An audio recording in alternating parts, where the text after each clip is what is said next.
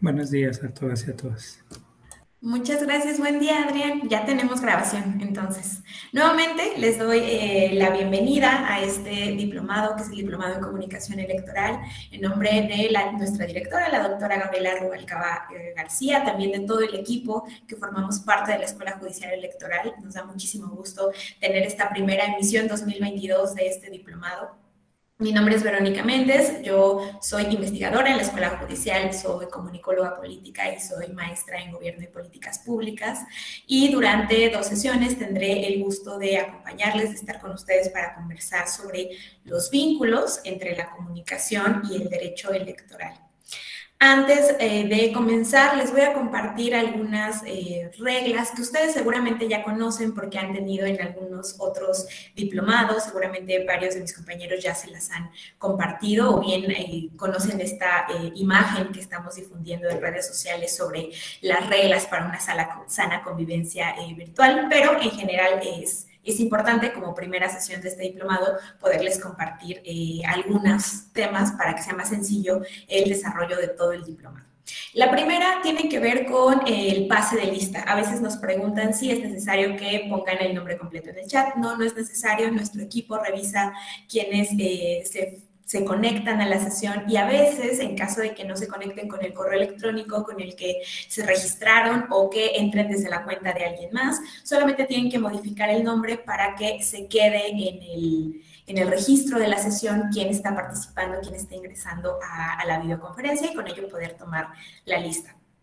El segundo punto es que es importante que nos apoyen manteniendo sus cámaras encendidas. Yo sé que a veces tenemos estos problemas con la red, pero en la medida de lo posible es importante que las tengan. Y en caso de que no, de que tengan algún problema con la conexión, pues bueno, pueden apagarlas. Solo les pediría, por ejemplo, en mis sesiones, estar muy atentos al micrófono porque solemos participar, suelo hacerles varias preguntas para que también se haga más interactiva la sesión, porque vamos a estar 2 horas hoy, 2 horas mañana, entonces para que se nos vaya un poco más rápido el módulo.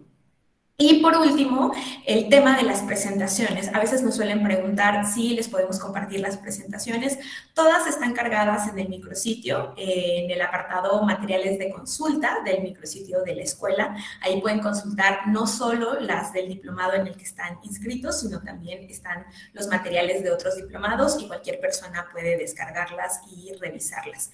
Y además por ahí está el temario de cada diplomado. En este temario, como ustedes seguramente ya les enviaron por ahí cuál es la pregunta que van a tener que responder para poder acreditar el diplomado. Entonces, también por ahí en el temario hay lecturas complementarias, hay ligas, hay sentencias, hay varios temas que pueden estar por ahí revisando. Entonces, lo pueden ver ahí.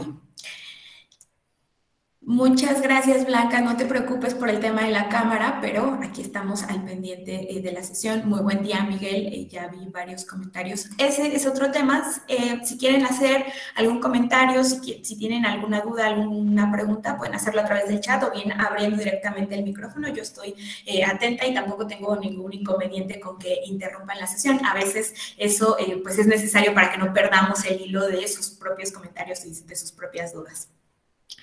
Ahora, antes de iniciar con la sesión de hoy, me gusta mucho, sobre todo en estos diplomados que a veces no están completamente dirigidos o que captamos la atención de personas que vienen de otras disciplinas, me gusta saber hacia dónde está cargada la balanza del aula. Entonces, los tengo por acá en mosaico y les pediría... Veo varias caritas conocidas, veo varias caritas que creo que ya han tomado o este diplomado o los he visto en otros programas. Y les pediría si me apoyan diciéndome de dónde son, bueno, cuál es la disciplina, si quieren, para que sea más sencillo por todos los que vemos aquí. Yo menciono la disciplina o la licenciatura y ustedes me alzan la mano para ubicar a cuál pertenecen. La típica derecho, ¿quiénes son de derecho? Muchas manos. Ok. Sí, la gran mayoría, aún así sigue siendo nuestra población. Ciencia política, por ejemplo. También tenemos de ciencia política, de administración pública, sobre todo en la UNAM se suele dar la carrera junta. Ok. de ciencias de la comunicación o periodismo o alguno símil, ¿no? Veo varias caritas que tienen doble licenciatura. Yo vi por ahí una mano, Beatriz, por ejemplo, estudió ciencia política, pero también estudió ciencias de la comunicación. Muy bien. ¿Alguna otra que no haya mencionado y que también se encuentre por aquí en el aula? No sé, nos han acompañado compañeras, compañeros de informática, de administración en general o de contaduría, de contabilidad. Entonces, ¿alguna que no haya mencionado? Ingeniería en sistemas, Erika Bailón. Muchas gracias por acompañarnos. Sobre todo cuando veamos por ahí los modelos lineales de la comunicación, eso viene desde la informática y de la computación. Contaduría, nos dice Juliana Moreno. Contaduría, también Juan Carlos Mena. Bueno, pues aunque seguimos teniendo mayoría de abogadas, abogados, también está surtido el grupo. Ahora, voy a minimizarlos y les voy a compartir pantalla.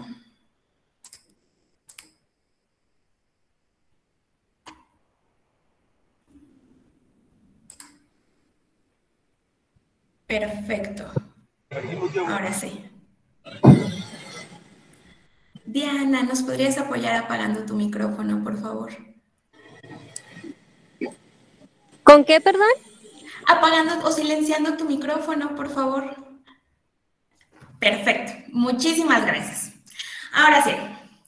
Como les decía, lo que vamos a hacer en este módulo, o para comenzar, vamos a identificar cuáles son estas conexiones que existen entre las ciencias de la comunicación y el derecho electoral. A esto le vamos a dedicar la plática del día de hoy, a este vínculo entre la comunicación y la política.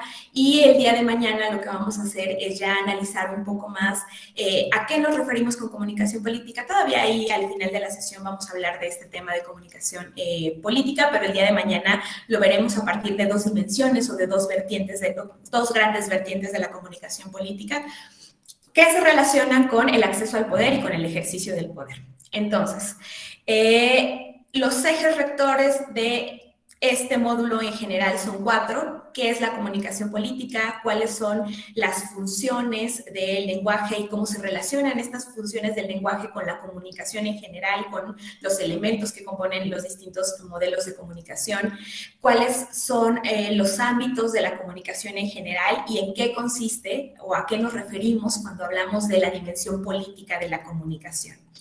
Y pues, sin más preámbulos, me gustaría escucharlas y escucharlos. Para ustedes, ¿qué es la comunicación? ¿Qué se puede entender por comunicación? ¿Quién se anima a participar? Ya sea por el micrófono o por el chat. Adelante, Osvaldo. Gracias, muy buen día. Bueno, pues yo considero que la comunicación es el método por el cual las personas o un grupo de personas interactúan para poder satisfacer de alguna manera algunas necesidades que la misma sociedad va generando y de así nosotros podernos adaptar a esta forma de organizarnos. Es una opinión particular.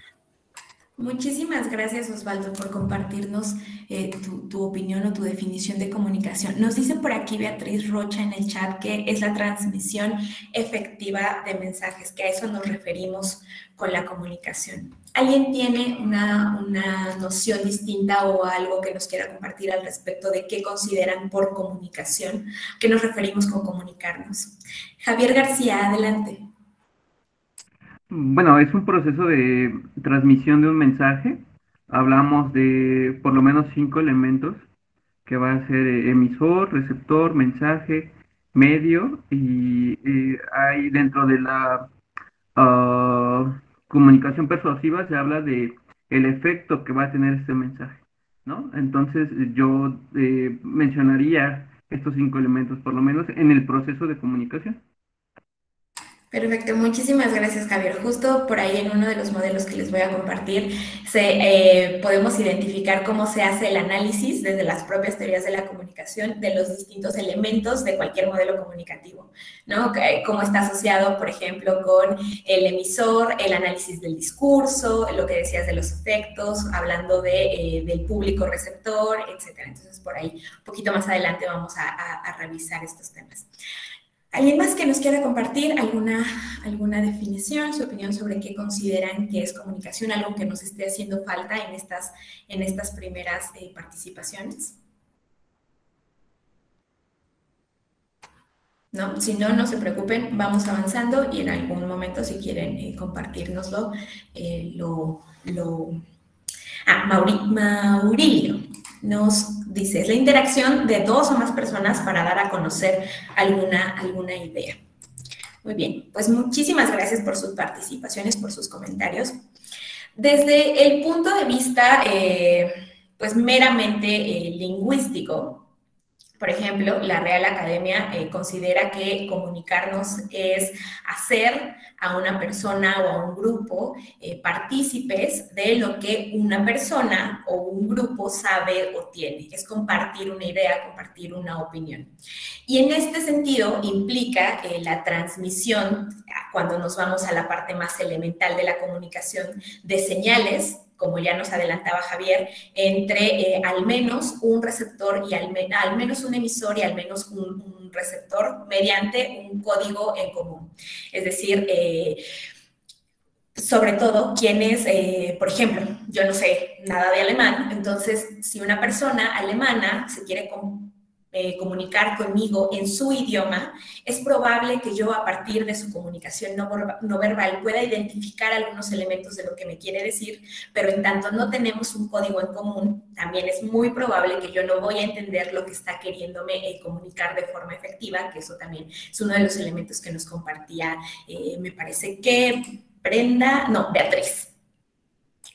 Ahora, pero desde una perspectiva más integral de la comunicación, ya no quedándonos en este aspecto solamente lingüístico, podríamos suponer que es importante entenderla como un proceso. Y es importante retomar este proceso porque está compuesto por distintos elementos y cada uno de estos elementos contribuye con algo en el proceso comunicativo, en la comunicación tal cual. ¿A qué nos referimos con esto? De acuerdo con María José Canel, que es una teórica de la comunicación, a quien voy a recuperar mucho en este módulo en general, ella nos dice que la comunicación es un proceso de intercambio simbólico. Estamos hablando de que la comunicación es un proceso porque lo que busca es generar un cambio de alguna forma, en la forma en la que está pensando la otra persona, un cambio en que queremos que reaccione de determinada forma a lo que le estamos compartiendo, a lo que le estamos diciendo. Entonces es un proceso de intercambio simbólico porque no solamente estamos hablando de un contacto entre al menos dos personas, sino que en este intercambio que está habiendo se comparten las realidades mentales, las realidades cognitivas que cada persona tiene y la forma en la que piensan, las representaciones, los significados. De ahí la importancia de resaltar el tema de tener un código en común para que que esta comunicación sea efectiva, la otra persona comprenda lo que estamos tratando de transmitirle de forma efectiva. Y aquí me gustaría hacer un paréntesis cuando Canel habla de que la comunicación solamente es humana, pues claramente lo está haciendo desde esta visión antropocéntrica, ¿no? Explica elementos que se asocian más con el tema sociocultural. Sin embargo, como todos ustedes saben, pues existe también la comunicación animal, ¿no? La transmisión, ya sea de señales que pueden ser químicas, que pueden ser olfativas, que pueden ser visuales, de distinto tipo de señales que se puede presentar entre algún grupo de animales y que lo que busca es el intercambio de mensajes entre estos seres vivos. Es probable, sobre todo quienes estudiaron comunicación, quienes han estudiado temas del lenguaje, en filosofía también se suele retomar mucho, que identifiquen por ahí a Emil Benveniste. Benveniste era un lingüista que parte desde la teoría estructural estructuralista, que lo que hace es retomar al etólogo Carl von Fritsch, que lo que hizo fue estudiar el comportamiento específicamente de las abejas, hay varios estudios al respecto, y que identifica que existe todo un proceso comunicativo cuando hablamos de las abejas, porque hay una transmisión de mensajes entre la primera abeja, la exploradora, digamos, y cómo se comunica con el resto del panal para poder transmitir exactamente en dónde hay una fuente de alimento y que ahora sí llegue todo el resto de las abejas para poder obtener alimentos y llevarlos de vuelta al panal de forma constante. Y en estos estudios que hace von Fritsch en su momento, lo que hizo fue identificar que la abeja recolectora hacía por ahí algún tipo de movimiento, algún tipo de danza que era entre círculos y un símbolo que podría, o un movimiento que podría referirnos a nosotros como este símbolo del infinito, y que aunque en algún momento se llegó a pensar que cada uno de estos movimientos significaba el tipo de alimento que podía encontrar el resto del panal cuando llegaran a esta fuente, si era néctar, si era polen, etcétera. Posteriores análisis a estos primeros que hizo este etólogo permitieron identificar que en realidad no estábamos hablando de si iban a encontrar néctar o si iban a encontrar polen, sino que correspondía a la distancia que había precisamente entre ese jardín, esa fuente de flores y el panal en el que se encontraban. Entonces, dependiendo del tipo de movimiento que hacía la primera abeja, la abeja recolectora, el resto de las abejas podían identificar como a cuánta distancia, cuánto iban a tener que recorrer para poder llegar a esa fuente de alimento. Y como este ejemplo, tenemos varios sobre la comunicación a partir de códigos particulares, de códigos no humanos, pero en esta definición lo que retoma Canel, sobre todo porque Canel se dedica propiamente a la comunicación política, es el aspecto humano de la comunicación en general, del proceso comunicativo en general. Ahora, regresemos. Nos dice que es humano porque se realiza entre personas con una capacidad de razonar y de significar. La comunicación es social porque está orientada a alguien distinto de mí al pretender compartir esta idea. Es también un proceso cultural porque es el resultado de todo un proceso histórico, social en determinada comunidad para poder poner en común ciertas ideas o ciertas opiniones. Tienen un código en común este grupo de personas y por eso es que se puede entender mucho mejor y que se puede hacer efectiva la comunicación. Y también es un proceso transaccional porque expresa e interpreta algo, es decir, quienes participan transmiten pistas, transmiten códigos, información, y quien las escucha también hace una interpretación de este mensaje y la intención, consigue identificar cuál es la intención con la que se está transmitiendo este mensaje a partir de, por ejemplo, el tono de voz, de la expresión corporal, etcétera, y así es como puede responder en función a lo que se le está solicitando.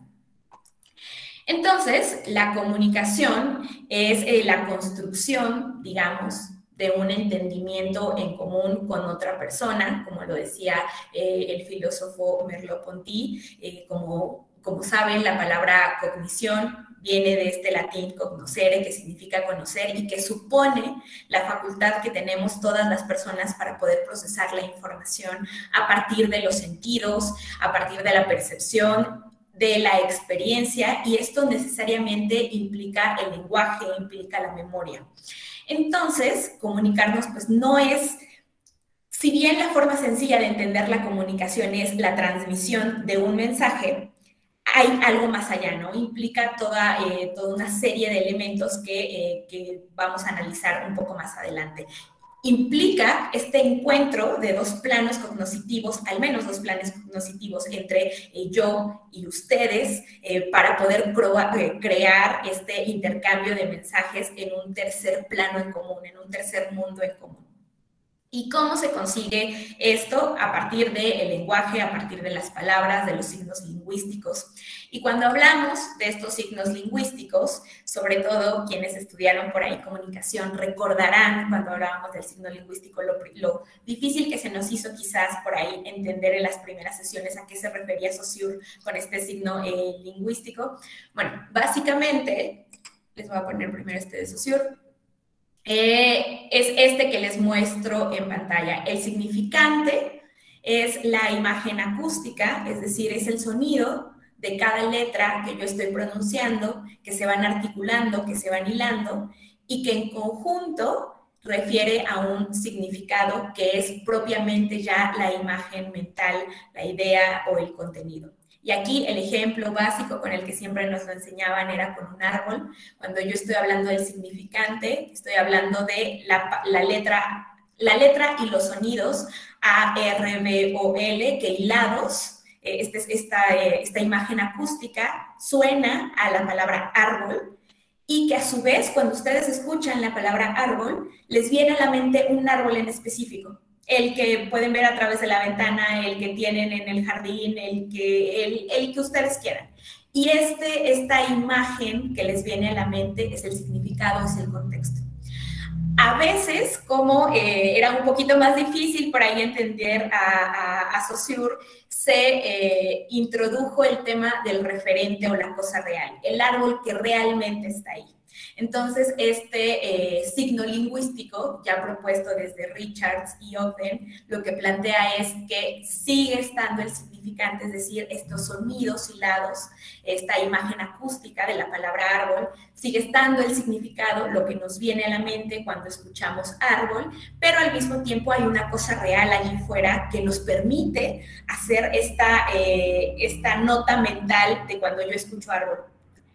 De ahí la importancia, por ejemplo, desde Wittgenstein y desde otros filósofos, de nombrar, de la importancia de utilizar palabras para nombrar distintos elementos. Lo que no se nombra no existe, y es básicamente porque no podemos asociarlo con un fenómeno, porque es difícil poderlo entender de esa forma. Entonces, estos dos elementos, estos dos modelos, esos son los que nos permiten hablar de signos lingüísticos. Y un signo lingüístico es eso, es una palabra, es un concepto, es una categoría de análisis, y es con lo que pues, solemos comunicarnos constantemente. Ahora, regresando a esta construcción del tercer mundo en común, hay distintos modelos de comunicación, desde los más básicos, que conciben a la comunicación como un proceso que es un proceso lineal, que es un proceso unidireccional entre dos polos. Tenemos al emisor, tenemos al receptor, y pasa el mensaje por un canal con determinado código, pero es así directo, no hay ningún tipo de ruido, no hay algo que cause...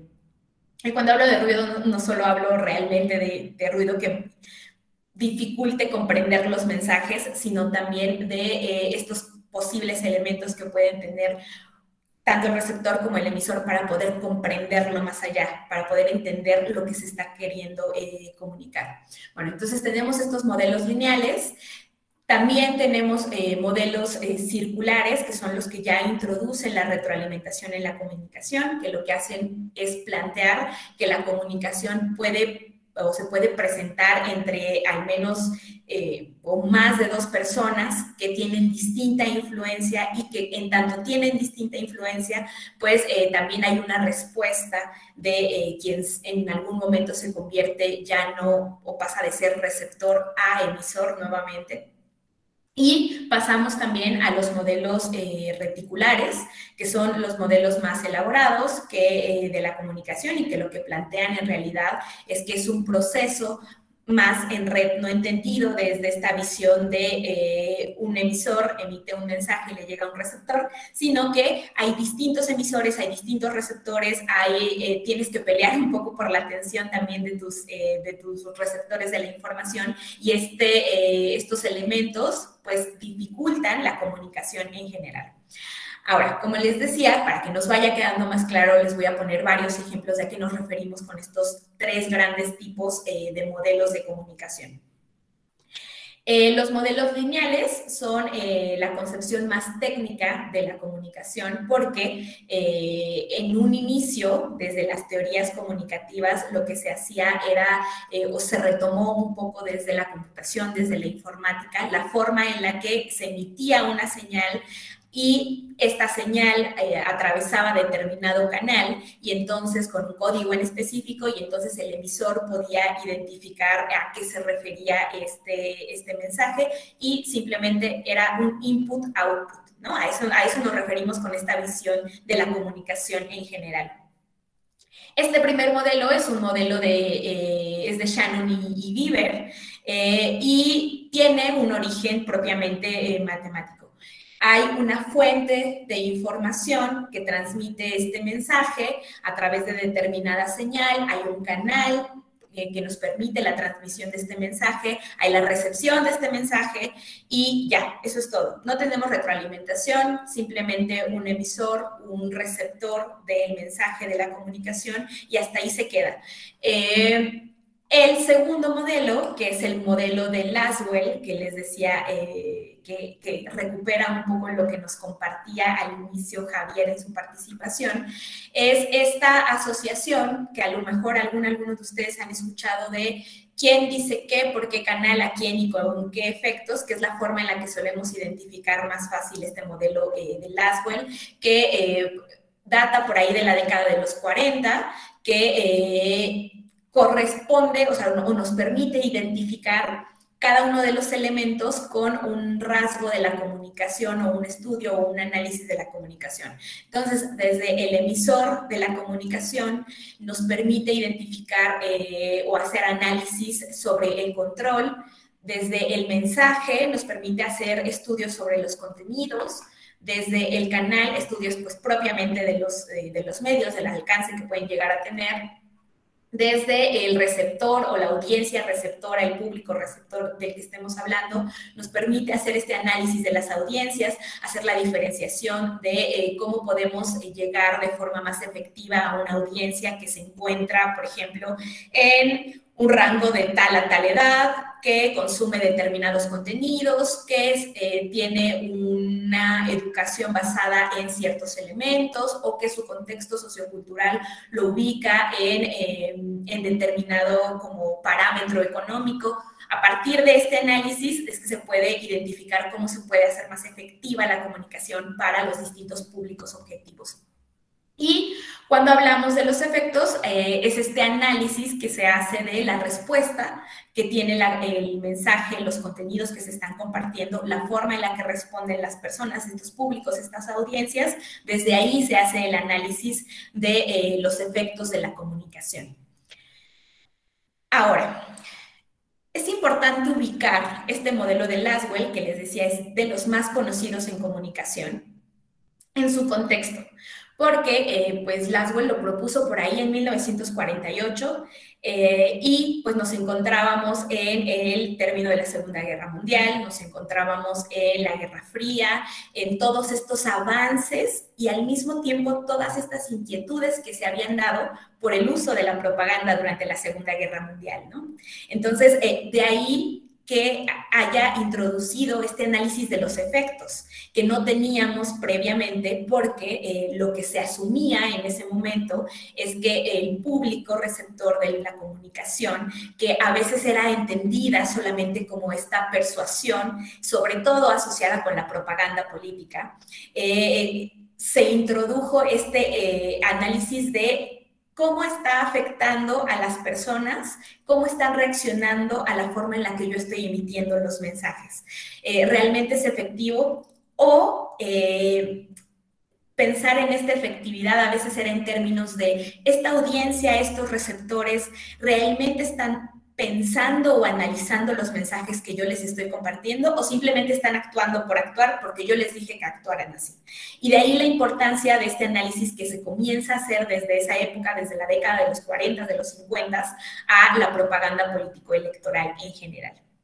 Este modelo lo que hace es enfatizar en el carácter intervencionista, digamos, y también manipulador, de cierta forma, de la comunicación.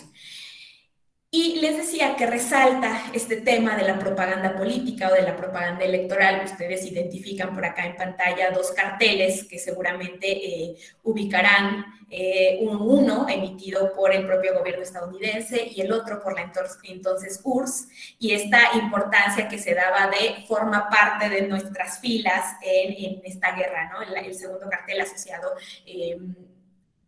me parece que es más con la guerra civil y no con la guerra fría, pero estaría por ahí revisarlo porque no recuerdo de dónde saqué la imagen propiamente. Bueno, a partir de este análisis de los efectos que suele tener la comunicación, de esta propuesta que hace Lasswell, surgen varias teorías desde la comunicación, como la teoría de la aguja hipodérmica o la teoría de la bala mágica. Son las más conocidas, las más memorables, digamos. Y con estas se llevó al límite la idea de la pasividad del público o la pasividad de las audiencias.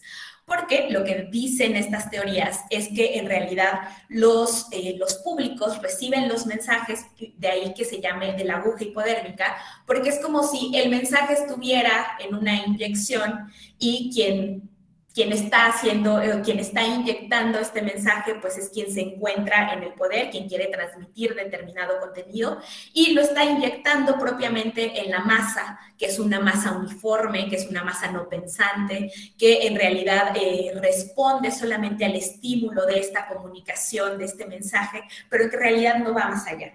Y por eso estas teorías se enfatizan en el elemento de la pasividad de los públicos, ¿no? Y por lo mismo, esta es una de las principales críticas que se hacen al modelo de Lasswell de la comunicación. Son tres elementos. El primero es que el modelo de Lasswell tiene una escasa atención al contexto de quien está recibiendo la información. Es decir, hoy sabemos que las condiciones sociales, educativas, culturales, económicas, la propia comunidad a partir de la cual nos socializamos, eso va a influir también en la forma en la que nosotros procesamos los mensajes y procesamos la información que estamos recibiendo de los medios de comunicación o de nuestros grupos más cercanos, ¿no? Todo esto incide en la forma en la que se procesan los mensajes, pero este elemento claramente en ese momento no se ponía énfasis porque en su momento pues se pensaba, una vez más, que la masa era una masa uniforme. Ni siquiera había una distinción entre edad, entre sexo, entre ubicación geográfica, entre, por ejemplo, a qué te dedicabas o a qué trabajabas o si estudiabas. No, se pensaba que por ser masa, por recibir la información a través de los medios masivos de comunicación, se respondía en tanto se estaba solicitando que se actuara de determinada forma. Y por ejemplo, seguramente alguno de ustedes, si tienen Twitter o incluso si no tienen Twitter, porque me parece que se retomó la discusión en algún otro medio de comunicación, este fin de semana se enteraron de este space que se realizó, un space que detonó en realidad la realización de distintos spaces en Twitter sobre en defensa de Loret o en contra de Loret, o al mismo tiempo en defensa del gobierno federal o en contra del gobierno federal, o también estas visiones o estos mensajes que se hicieron desde un grupo de periodistas, de activistas sociales de, pues no estoy a favor de Loret, pero tampoco estoy a favor de lo que se hizo en la mañanera de la semana pasada por parte del gobierno federal, ¿no? Entonces, estas distintas formas de procesar un mismo evento, lo que sucedió en la mañanera del viernes o del jueves, no recuerdo cuál de los dos días fue, a esto nos referimos con la diferenciación que hay entre los distintos públicos, la forma en la que reciben los mensajes, de acuerdo con nuestras preferencias políticas, nuestra ideología, la forma que nosotros identificamos o lo que nosotros consideramos como libertad de expresión o no, etcétera. Todos estos elementos van modificando nuestra forma de comprender un mismo mensaje que todos pudimos ver en la mañanera, ¿no? De ahí la importancia de ponerle atención al contexto de los distintos públicos. Ahora, la segunda crítica que se hizo por ahí al modelo de Lasswell es la ausencia de retroalimentación. Como ya veían, retoma el tema lineal. Hay un emisor y hay muchos receptores o hay una audiencia receptora, pero en realidad esta audiencia lo único que hace es responder a este estímulo-respuesta, pero no tiene propiamente una nueva emisión del mensaje, no se convierte o no toma el rol de emisor en algún momento de este proceso comunicativo, ¿no? Y la tercera crítica, pues, se asocia con este tema de la pasividad de los públicos.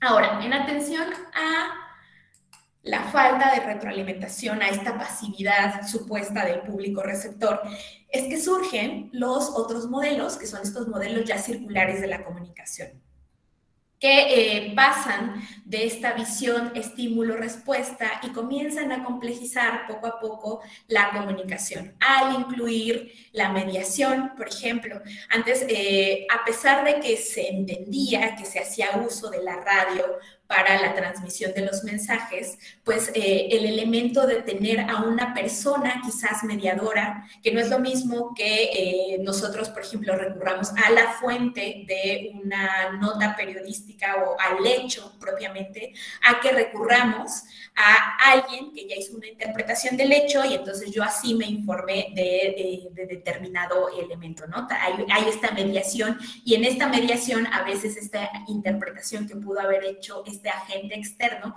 pudo haber modificado los hechos per se, ¿no? Entonces, en el modelo ya circular se mantiene también un poco el tema conductista, pero se agrega el tema de la retroalimentación y de la modificación de los roles. ¿Quién es en algún momento el emisor de los mensajes? Quien es en algún momento el receptor de los mensajes, van a revertir los propios roles porque en algún momento uno de los dos se va a volver el intérprete de los mensajes, el decodificador de los mensajes, y así es como se va retroalimentando la comunicación. Ahora, en este modelo que ustedes ven por acá en pantalla, este modelo es planteado desde Osgood, que era un psicoanalista y que entonces lo que hizo en esta propuesta teórica es enfatizar en la comunicación interpersonal, no en la comunicación de masas como si lo hizo Laswell en su momento. Lo que a él le interesaba propiamente era conocer cómo se realiza este proceso comunicativo considerando a ambos elementos como puntos de origen y como puntos de destino que pueden ser elementos idénticos. Pero también desde los propios modelos circulares de la comunicación se fueron complejizando un poco y entonces surgieron modelos como este de Frank Dance, que planteó un modelo que más que circular era una especie, o es una especie de espiral, que o lo hizo así porque para Dance, en realidad, la comunicación nunca regresa, por más que haya una retroalimentación, por más que yo en algún momento me vuelva la receptora de los mensajes, la comunicación nunca regresa al mismo punto del que partió.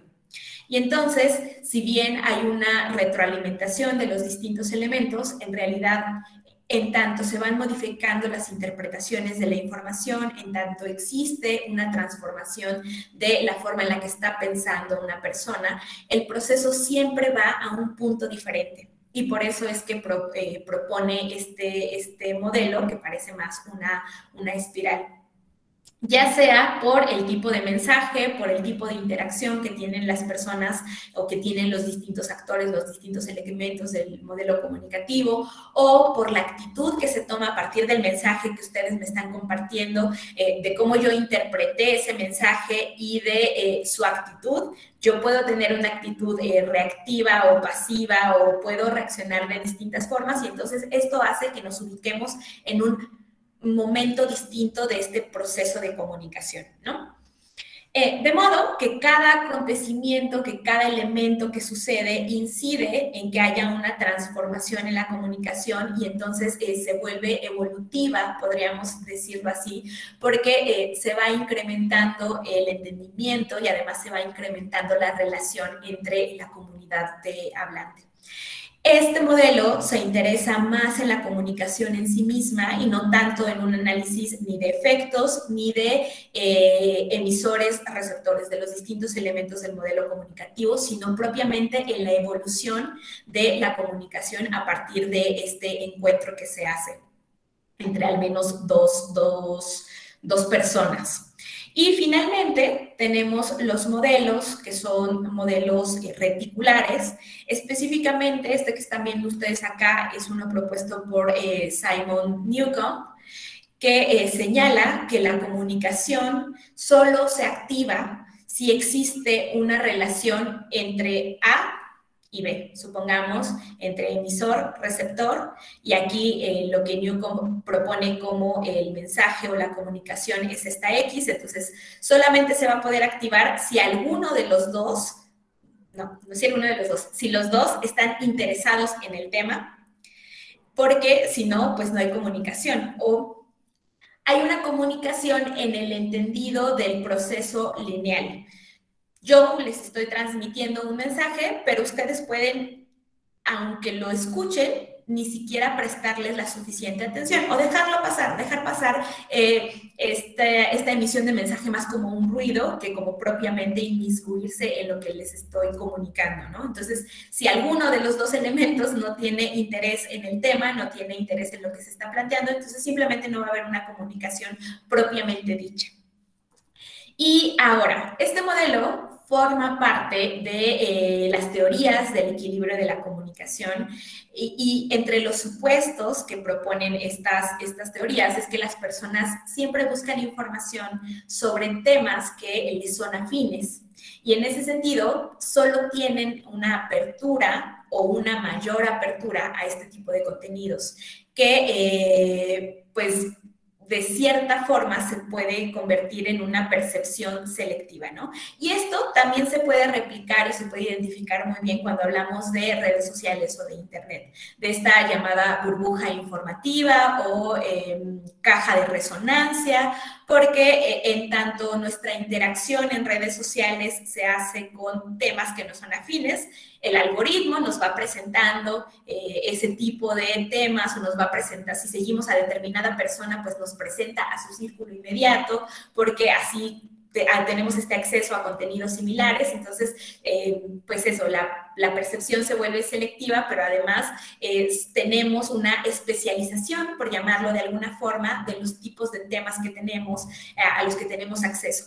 Y esto es positivo. Pues es positivo porque en realidad si a mí no me interesa, por ejemplo, temas físico-matemáticos, pues ¿para qué lo quiero en mis distintas redes sociales, no? Esto no me llama la atención, solo va a consumir espacio visual, me va a aturdir y no me va a llamar la atención. Pero al mismo tiempo nos está poniendo, cuando hablamos de redes sociales, de Internet, nos está poniendo en una posición en la que ya no accedemos a contenidos o a temas que se encuentran también por ahí en la discusión pública, pero que de los cuales ya no estoy participando, que ya no me estoy enterando al respecto de esto, ¿no? Y bueno, desde esta teoría, desde esta visión de las teorías del conflicto en la comunicación, también se enfatiza en el papel que tienen los mensajes para reforzar opiniones o para reforzar actitudes que ya tenemos de antemano, ¿no? Ideas preconcebidas que entonces los distintos mensajes a los que nos allegamos, no importa el medio que sea, medio tradicional, radio, televisión, internet, redes sociales, incluso uno a uno, nuestra propia comunidad, familia, escuelas, colegas de trabajo, no importa esta forma en la que nos informamos o recurrimos a datos, a opiniones, a ideas, lo que va a suceder es que hay un reforzamiento de esas ideas ya preconcebidas o de esas opiniones ya preconcebidas por cada una de las personas. Y estos tres grandes modelos que les enseñé, lineales, circulares y reticulares, no son los únicos modelos desde la comunicación, hay otros, hay más, pero estos son los tres que nos permiten como identificar de forma más efectiva en dónde se ubicaban o dónde se encontraba el análisis de la comunicación y están estructurados precisamente en función de lo que buscaban identificar, del intercambio de la información, de las reacciones, por ejemplo, de las personas destinatarias, de la construcción de sentidos, de la forma en la que se emitían los mensajes, del propio análisis del discurso, de los contenidos, de los mensajes, etc. Estos modelos lo que nos permiten es hacer este análisis de los distintos elementos o de los vínculos que hay entre estos elementos y la comunicación. Ahora, Con independencia de los distintos modelos que hemos visto, podemos apreciar elementos que los componen y que suelen repetirse, que ya nos adelantaba por ahí al inicio de la sesión Javier. Él nos decía que eran los emisores de los mensajes, el mensaje, el receptor, el código, me parece que también lo mencionó por ahí, pero bueno, lo que podemos identificar es que con independencia de los distintos modelos tenemos este emisor, tenemos un mensaje necesariamente que se va a transmitir con un código en común, a través de un canal, el canal que pueda utilizarse por el momento. Hay una persona, un grupo, una audiencia que recibe estos mensajes. En algún momento, dependiendo desde el análisis que hagamos en los distintos modelos, se pueden intercambiar los roles, pero además tenemos un referente, ¿no?, de esta realidad a partir de lo que estamos nosotros hablando en este proceso de comunicación. Y entonces estos elementos de la comunicación a su vez se asocian o se relacionan con las propias funciones del lenguaje, esta clasificación que propuso por ahí Roman Jacobson sobre cuáles eran las funciones del lenguaje o cuáles son estas funciones del lenguaje y a su vez cómo se asocian estas funciones del lenguaje con los distintos elementos del proceso comunicativo. Entonces, por ejemplo, tenemos la función expresiva, que se asocia con quien está emitiendo los mensajes y que lo que hace esta función expresiva es dotar de subjetividad al proceso comunicativo.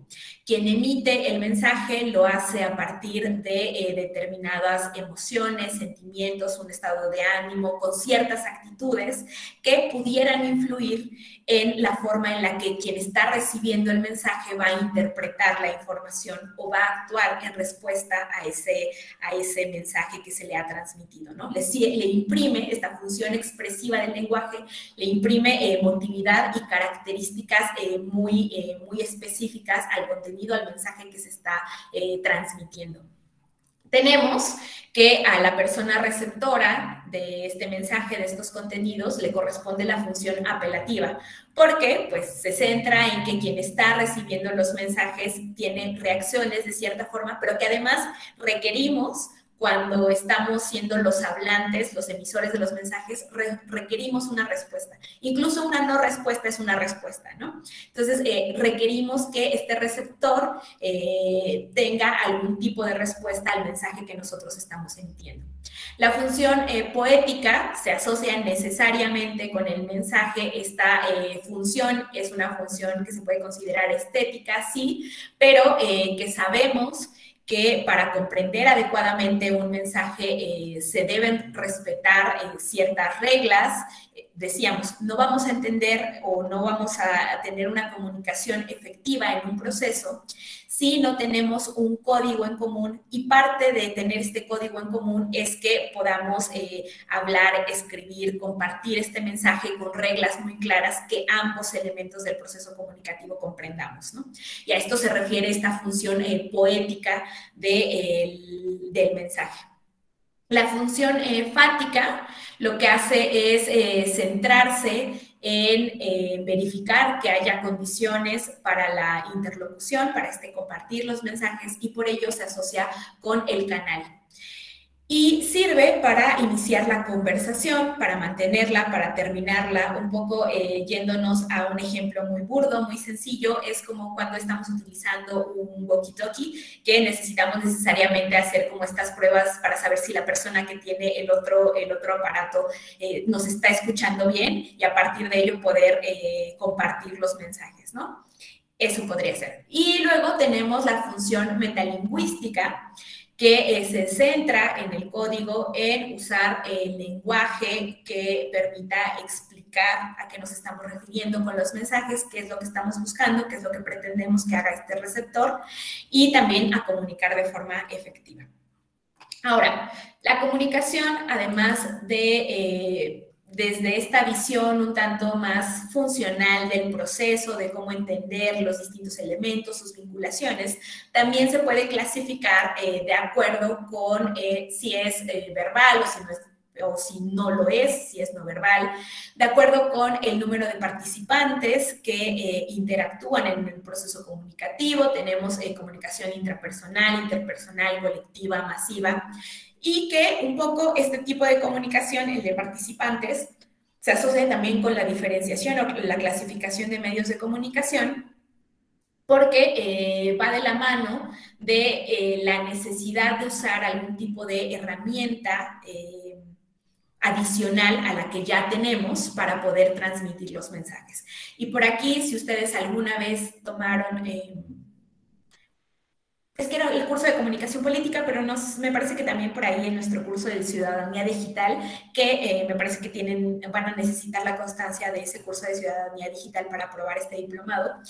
Por ahí en la unidad introductoria les contamos un poco de cómo fueron avanzando los medios de comunicación en esta clasificación de si fueron medios primarios, secundarios, terciarios, cuaternarios, y entonces los medios primarios se refieren a la no necesidad de utilizar algún tipo de herramienta para la comunicación. Entonces, cuando estamos hablando de la comunicación entre dos personas o en un grupo, podríamos estar hablando del uso de la voz. No necesito ningún tipo de herramienta, simplemente con los elementos inherentes a mi cuerpo puedo hacer esta comunicación.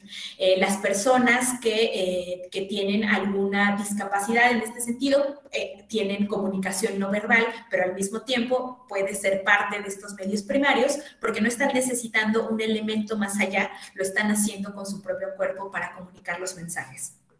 Ahora, los medios secundarios, hablamos de que quien emite el mensaje sí utiliza algún tipo de herramienta para poder transmitir la información, pero no es indispensable que quien está recibiendo los mensajes, quien lo va a decodificar o lo va a interpretar, cuente con algún medio técnico para poder hacer este análisis del mensaje y poder responder.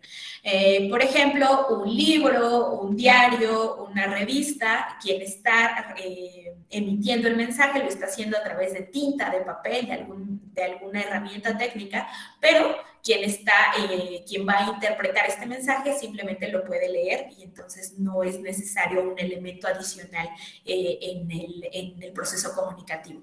En los medios terciarios es necesario que ambos elementos, emisores, receptores, cuenten con algún tipo de herramienta para poder hacer esta transmisión de la información. Y en estos medios terciarios ubicamos los medios de comunicación masiva, radio, televisión. El emisor necesita un conjunto de elementos para poder transmitir estos mensajes, necesita de algún aparato que convierta la voz en señales, que a su vez estas señales viajen a través de algún tipo de antena o viajen a través de cobre, de cable, viajen a través de un canal propiamente de este mensaje y entonces quien está recibiendo la información a partir de un dispositivo, llámese radio, llámese televisión, haga esta decodificación propiamente de las señales, las convierta a voz y entonces este receptor del mensaje pueda comprender qué se estaba emitiendo. Ambos elementos necesitan herramientas técnicas para el proceso comunicativo. Y en los medios de comunicación cuaternarios, también ambos elementos van a necesitar estas herramientas técnicas para comprender el mensaje, para hacer este análisis. Sin embargo, lo que nos permiten los medios cuaternarios es la retroalimentación. Cuando hablamos de radio, cuando hablamos de televisión, algunas cadenas pueden por ahí poner a disposición de las personas, no sé, un teléfono, algún otro medio de contacto para poder escuchar a la audiencia, ¿no? Pero en realidad, pues sabemos que no hay esta retroalimentación inmediata. En los medios cuaternarios, que pues es internet, redes sociales, los dos puntas del proceso comunicativo, emisor, receptor, pueden hacer este intercambio y entonces es como se retoma esta idea circular de la comunicación. Ahora, la comunicación también se puede clasificar por el tipo de mensajes que se están emitiendo, si son mensajes públicos, si son privados. Se puede clasificar de acuerdo con el canal sensorial que estamos utilizando para emitir los mensajes. Puede ser comunicación visual, comunicación auditiva. Se puede clasificar también por el fin y que este fin es lo que se convierte en el hilo conductor de la relación de lo que hemos visto como comunicación en general y la política. Porque aquí tenemos, en esta visión de identificar a la comunicación desde el fin, tenemos que la comunicación pues, puede ser informativa, puede ser social, puede ser comercial. Y entonces me gustaría preguntarles, antes de que pasemos a este vínculo de comunicación política, para ustedes, ¿cuál es el propósito de la política? ¿Cuál es el fin de la política en general? ¿Qué podemos entender por política? ¿O qué entienden ustedes por política? ¿Y cuál es el fin de esa política? ¿Quién se anima a compartirnos para ir entrando a la dimensión política de la comunicación?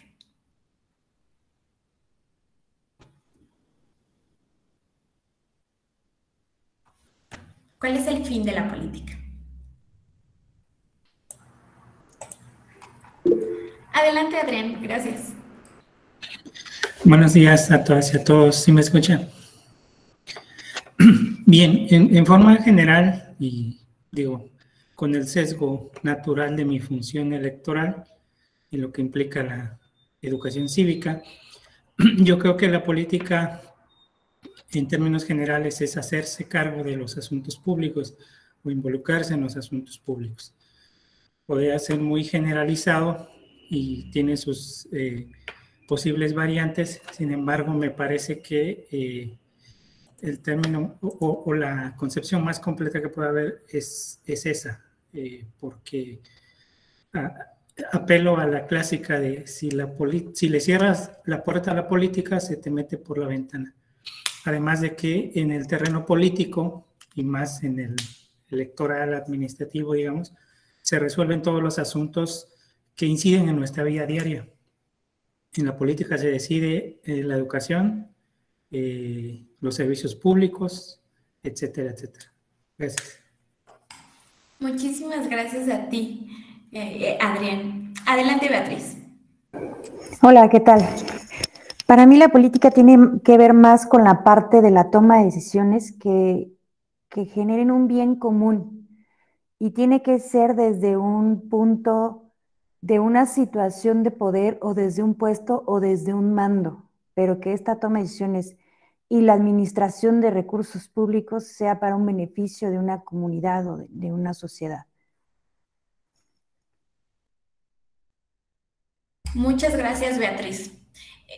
Esperen, déjenme leo la participación de Rafael Rosas, que nos dice, para mí sería tratar los asuntos públicos de la sociedad, un poco en sintonía con lo que ya nos mencionaba también Adrián. Adelante, Osvaldo, muchas gracias. Gracias. Yo considero que la política es la forma en la cual la sociedad está debidamente organizada y para lo cual pues hay muchas aristas de... por decir alguna, la forma en cómo se debe de organizar esa sociedad, pues radica en la política. Y la política, a su vez, la forma, como lo mencionaba el compañero, en la forma de toma de decisiones para poder establecer las reglas en las cuales nosotros como ciudadanos podemos, digamos que escalar para llegar a un cargo de elección popular. Yo lo entiendo de esa manera. Gracias. Muchas gracias, Osvaldo. Ya introdujiste el tema de acceso al poder, ¿no? Acceso a ejercicio del poder. Nos dice Araceli, considero que el fin de la política es la organización de las ideas que afectan o benefician a la población representada por un gobierno. Muchas gracias, Araceli, por compartirnos esta opinión, esta idea. Vi una mano, pero no sé si era una mano o era la participación de Araceli. No tengo en cola a alguien más. ¿Alguien más quiere compartirnos este elemento? Recuperemos. Estamos hablando de asuntos públicos, de identificación quizás por ahí de problemas públicos, de la toma de decisiones, nos dice Beatriz, de este bien común que necesariamente está asociado con el uso de recursos, con que un grupo, algo tome las decisiones y entonces haya como cierto mando. Estamos hablando de la organización política de una comunidad, estamos hablando del acceso al poder público. creo que, bueno, si nadie más tiene alguna participación, creo que con estos elementos podemos partir a estas dos grandes dimensiones de cuando hablamos de política, o que cuando hablamos de política nos suelen venir a la mente, ¿no?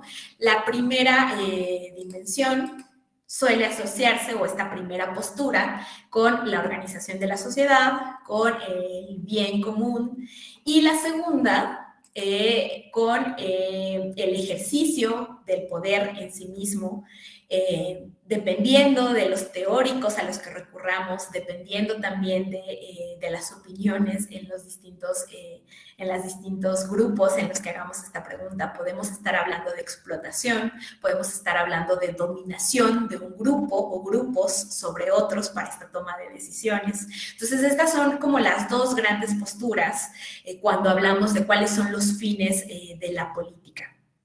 Pero un factor en común entre ambas posturas es precisamente el poder. Para que podamos tener esta organización de la sociedad, de una comunidad política, estamos hablando, por ejemplo, de la soberanía, de este compartir el poder para que un grupo en específico pueda tomar estas decisiones que nos lleven a un bien común. Cuando estamos hablando propiamente del ejercicio del poder o de la explotación o de la dominación, pues implica o supone que este poder pues es inherente a quienes constituimos esta comunidad política, y que de cierta forma pues cedemos este poder para que se puedan llevar a cabo todas estas decisiones. Cuando hablamos en este apartado de poder o de la dimensión política de la comunicación, a mí me gusta recuperar a este par de teóricos, a Pierre Bourdieu y a Michel Foucault, porque ellos pues plantean desde sus propios análisis, desde la sociología, desde la propia teoría política, plantean por ejemplo, para Pierre Bourdieu, el poder es esta relación de fuerzas para la imposición de significados, ¿no? Como veíamos al inicio de la sesión, toda comunicación necesariamente plantea que hay al menos dos planos que tienen que entrar en diálogo, entrar en debate para la creación de un tercer plano cognoscitivo en común. Y para Bourdieu, en realidad, este poner en común significados implica que uno de los dos elementos, uno de los dos planos va a dominar de cierta forma. Porque aunque puede haber este intercambio, este diálogo para llegar a significados en común, pues uno de los dos elementos puede ser más persuasivo con este tipo de información, y entonces que es a partir de la argumentación, a partir de la forma en la que está conceptualizando ciertos elementos, ciertos fenómenos, esos sean los que prevalezcan, ¿no? Porque fue mejor para compartir esta información, y entonces en ese tercer plano en común esté un poco más cargada la balanza hacia uno de los dos lados. Y Bourdieu, además, cuando habla desde la violencia simbólica, plantea precisamente que quien detenta el poder utiliza los mecanismos que tiene a su disposición para que ciertas construcciones sociales, para que ciertas ideas, ciertas opiniones, de acuerdo con sus intereses, sean las que prevalezcan en el espacio público y en los asuntos públicos. Por ejemplo, retomando este tema de hacerse cargo de los asuntos públicos, o que la política tiene como fin tratar asuntos públicos. Es que incluso identificar desde las propias políticas públicas qué se puede considerar o qué no se puede considerar un problema público, o enlistar esos problemas públicos y decir, bueno, tenemos 3 años como administración, tenemos recursos limitados, y ya identificamos estos 10 problemas públicos, pero los prioritarios van a ser en esta administración A, B o C. En realidad, pues también es una ponderación de estos problemas, y esto implica necesariamente una suerte de imposición de cuáles problemas son más urgentes de atender en función de los objetivos de determinada administración, por ejemplo. Y en este sentido, lo que nos dice Michel Foucault es que el poder en realidad pues no es algo que se detenta, no es que yo tengo el poder aquí, ¿no? Sino que el poder es algo que se ejerce. ¿Y cómo se ejerce este poder? Foucault, desde sus teorías, desde sus análisis, desde sus discursos, lo que nos dice es que el Estado lo puede hacer a partir de la represión, y esta represión puede ser con la propia fuerza del Estado, puede ser con el sistema penal, pero también esta represión que él denomina así, se puede hacer a partir de los códigos, de los valores, de la imposición de estos códigos, de estos valores, de determinadas prácticas de la sociedad que le son impuestas por parte de un grupo que se encuentra en el poder, por parte de las élites, élites económicas, élites políticas o sociales, y que lo que hacen es que prevalezcan este tipo de prácticas o de este tipo de valores para el resto de la sociedad. Y de hecho, un poco lo que dice Foucault, si tienen oportunidad por ahí de revisar la obra de Arqueología del Saber, él lo que hace incluso es resaltar cómo la propia construcción de lo científico versus lo especulativo, es decir, de la ciencia o de lo que todos tendríamos que entender por ciencia versus lo que tendríamos que entender por filosofía, la filosofía asociada con algo irreal, algo especulativo, permitió que la primera, que el saber científico se volviera hegemónico y que se volviera también incuestionable.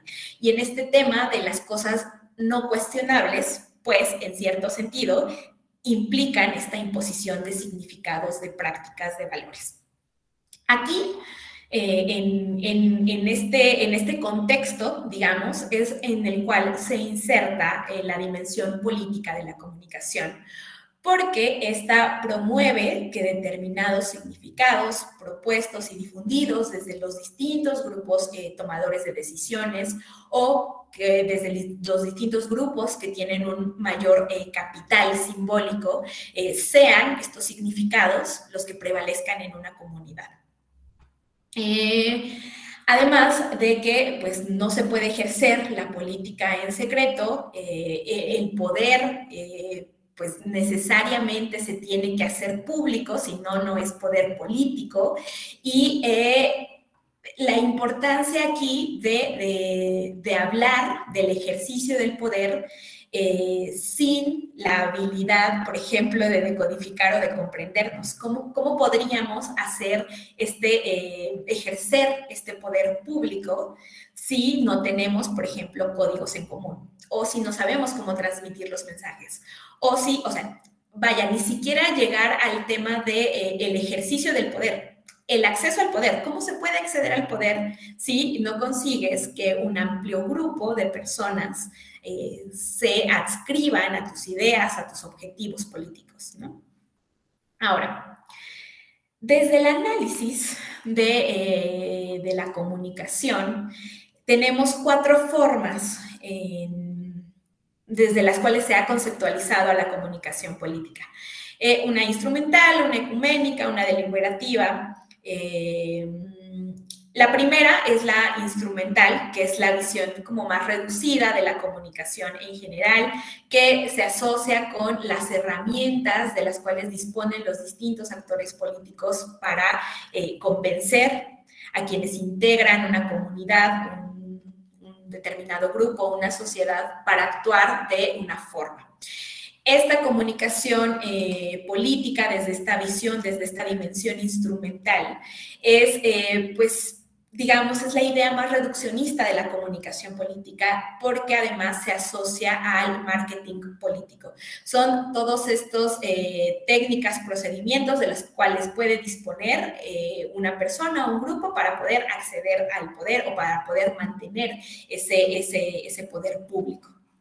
La visión ecuménica de la comunicación política destaca que la comunicación implica necesariamente un intercambio simétrico de la información. Es decir, que quien tanto tanto quien está emitiendo los mensajes como quien está recibiendo los mensajes tienen el mismo capital simbólico, tienen el mismo poder de incidencia, tienen las mismas formas de persuadir, y entonces hay un intercambio simplemente de información entre ambos elementos de estas dimensiones.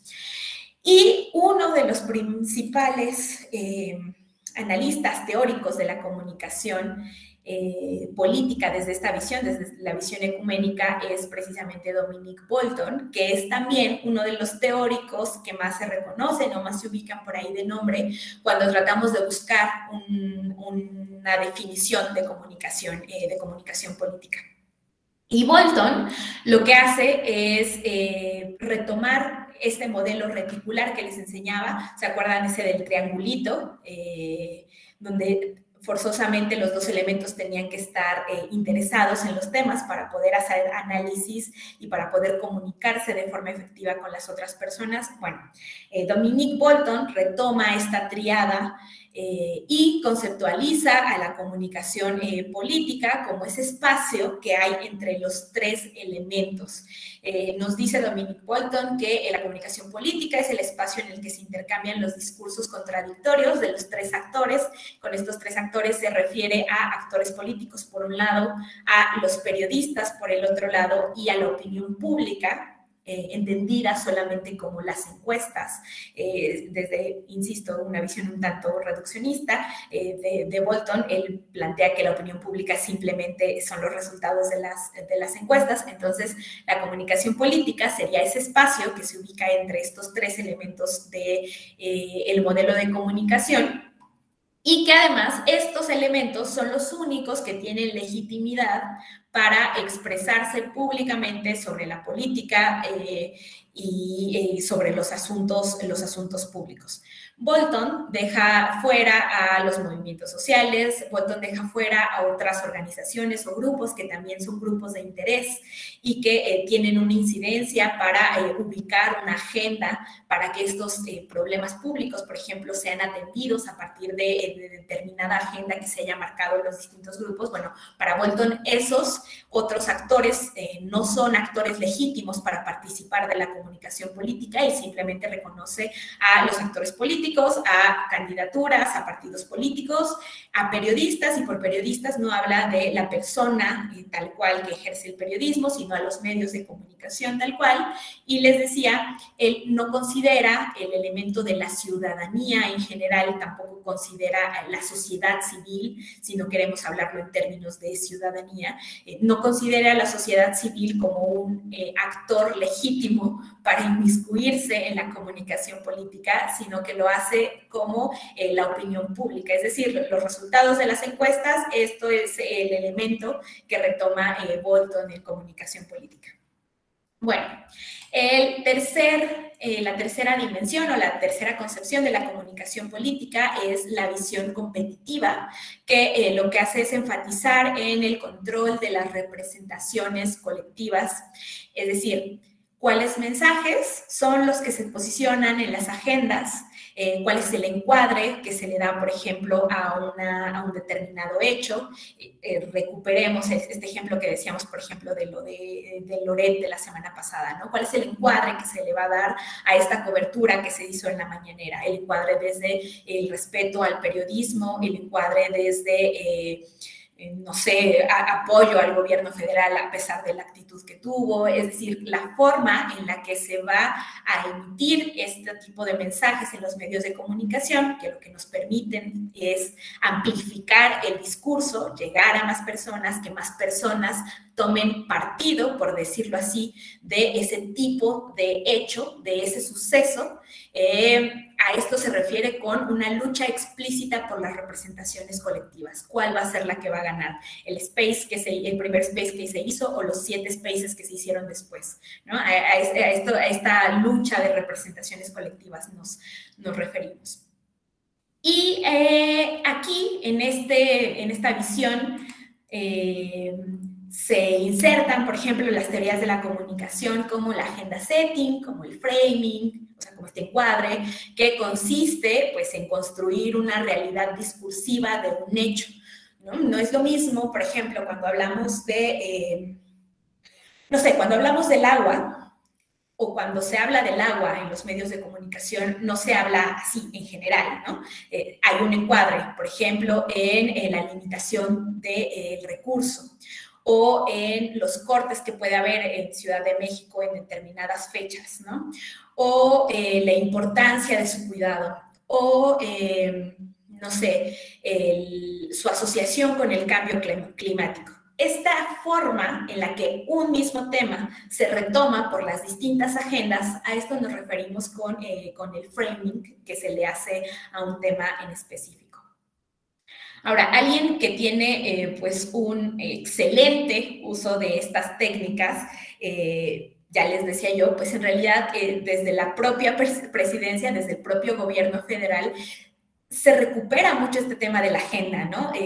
A partir de las propias mañaneras, consigue poner, no importa qué tema sea el tema, el hecho, el suceso importante ese día en la mañanera se definen cuáles son los temas que se van a retomar en los distintos medios de comunicación, ¿no? Entonces, a eso nos referimos más, por eso les decía, más allá de filias, de fobias, hacen un excelente uso de esta agenda, de identificar cuáles son los temas que se van a seguir reproduciendo durante el día. O peor aún, cuando surge algún hecho que de acuerdo a las características de un hecho noticioso, quienes estudiaron por aquí comunicación recordarán este tema de la relevancia, del interés humano, estos elementos, estas características que podemos retomar para poder identificar si un hecho se podría considerar noticioso o no. Bueno, más allá de esos temas, a veces los propios medios de comunicación lo que nos permiten, a partir de los propios intereses que tienen los distintos grupos, es posicionar un hecho que en realidad no era de tanta relevancia, que quizás tenía por ahí un factor humano, de interés humano, pero que no era un tema muy relevante, y mandarlo a todos los medios de comunicación, coberturas en todos los noticiarios, muchos tweets, muchas publicaciones en redes sociales, y entonces se empieza a dar la idea de que lo importante es ese tema para tratar de desviar nuestro interés de algún otro que quizás sea más importante en el momento, ¿no? De ahí cuando hablamos de la agenda de los medios de comunicación. Y bueno, por último, tenemos la dimensión deliberativa de la comunicación política, que lo que hace es subrayar la importancia del diálogo, la importancia del debate, del consenso y el compromiso compartido entre los distintos actores que participan de la comunicación política para la atención de los asuntos públicos. Quizás esta dimensión es la que más se asocia con sus primeras participaciones de el fin de la política, porque las primeras participaciones estaban en este tenor de hacerse cargo de los asuntos públicos, de toma de decisiones, del bien común. Entonces, esta dimensión de la comunicación política es, digamos, la que le es más afín o le es más útil a esa visión o a esa perspectiva de cuál es el fin de la política. Identificar cuáles son los problemas públicos, poner este énfasis en esos problemas públicos, en la selección, hacer este intercambio de a qué actores políticos les correspondería responder a esos problemas públicos, quiénes tienen que solucionarlo, cómo se va a hacer, cuáles son los mecanismos, los procedimientos para resolver esos problemas, etcétera. Y al mismo tiempo, ¿a quién se le va a exigir una rendición de cuentas de esa resolución de los problemas públicos, ¿no? Esta dimensión nos permite hacer un vínculo más estrecho entre sociedad civil, actores políticos, medios de comunicación, periodistas, etcétera. Digamos que si bien la definición de comunicación política que nos propone por ahí Walton es la más conocida cuando hablamos de comunicación, es importante a veces virar un poco a esta visión que a veces queda un tanto perdida porque pues de lo que habla en realidad es pues es una forma más integral de entender la comunicación y el vínculo entre los distintos actores y la importancia que tiene la ciudadanía y la sociedad civil en el propio ejercicio de la política, ¿no? No solo en, por ejemplo, el acceso al poder, sino ya en la resolución de temas específicos en el ejercicio del poder. Ahora, déjenme salgo desde Home para que sea más fácil. Uy.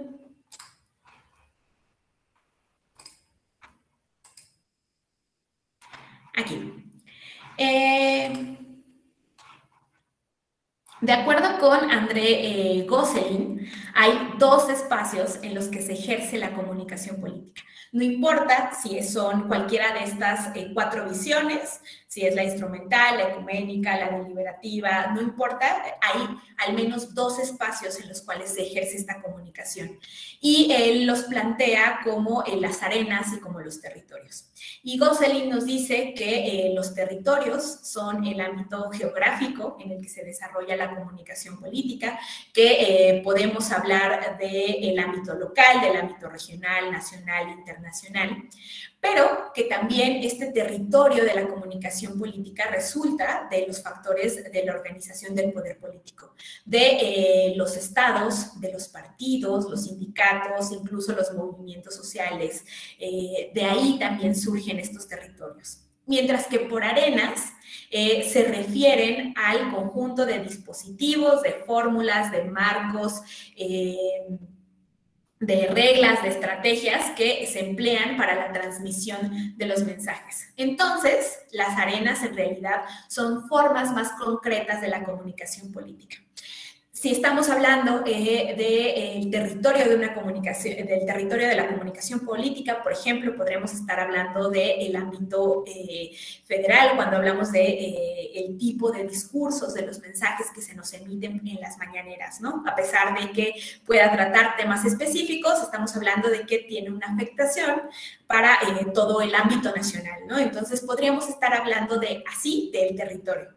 Pero una arena de la comunicación política es la propia mañanera, es decir, es una forma concreta en la cual se muestra la comunicación. Una conferencia de prensa, un debate parlamentario, los debates que se hacen entre los distintos candidatos cuando hay una contienda electoral. Esas formas específicas son arenas de la comunicación.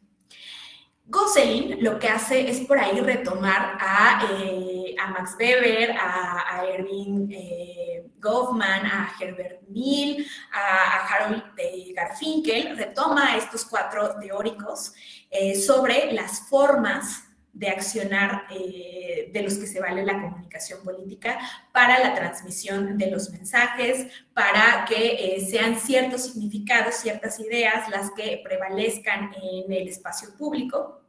Y entonces, estas 6 formas de accionar, les voy a ir explicando en qué consiste cada una. La primera es la acción teleológica, que se refiere a una acción planificada con una intención clara para alcanzar un objetivo. La segunda es la acción axiológica, que supone que los actores están guiados por un marco de valores específico, normas y criterios éticos.